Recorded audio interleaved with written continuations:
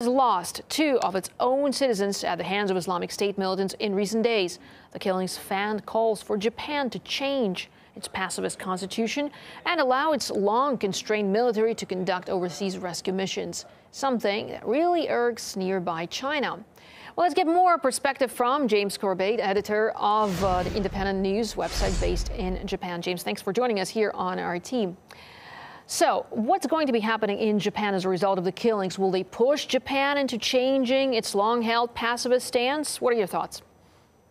Well, I think that's absolutely what the Abe government is going to try to push, especially since the latest session of the Japanese Diet has just convened, and in this session, which will last about 150 days, the Diet is going to be looking at 70 to 80 bills, at least 10 of which directly concern the Japanese security issues and the issue of the self-defense force.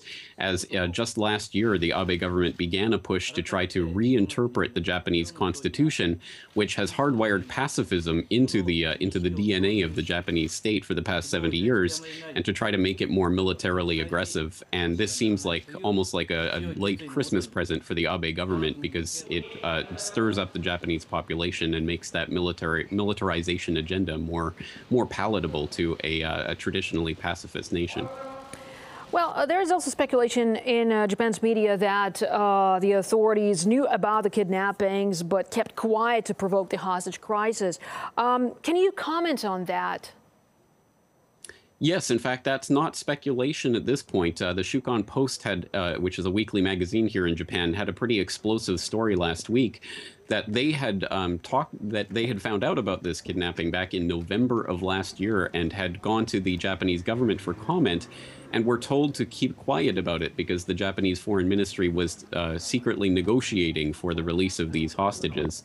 And so going on that information, the Japanese government absolutely positively did know about this in at least November of last year. Despite that, the Prime Minister Abe embarked on a Middle Eastern trip that had long been planned, during which, on January 17th, he announced in Cairo $200 million of aid to those countries fighting ISIS, a move that was absolutely guaranteed to provoke the type of response that we saw unfold just in the past week or two. So absolutely, the Japanese government did know and still acted deliberately to provoke the very situation that we've ended up in, which again goes to show, I think, that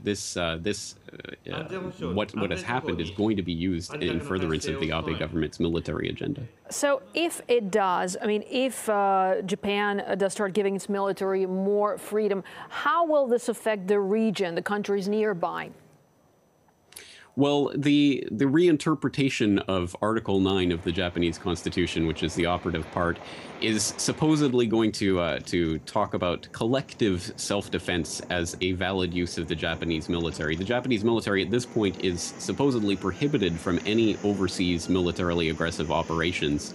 But under this new interpretation, anytime any one of their allies is potentially threatened, the Japanese military can come to the aid of that partner anywhere in the world.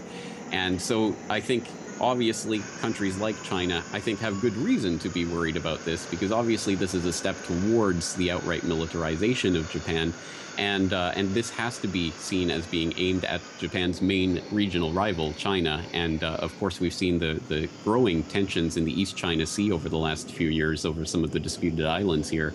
So I think that absolutely China is in the crosshairs of this, and that's why I think the Chinese media is quite concerned about these recent developments. And what about the people in Japan? How will they take that?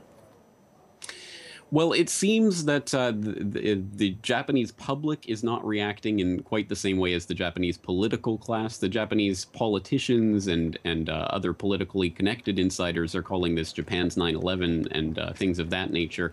The Japanese public is actually quite furious with the Abe government and the way that they handled the entire situation. And I think a lot of people realize that this is being used for political purposes.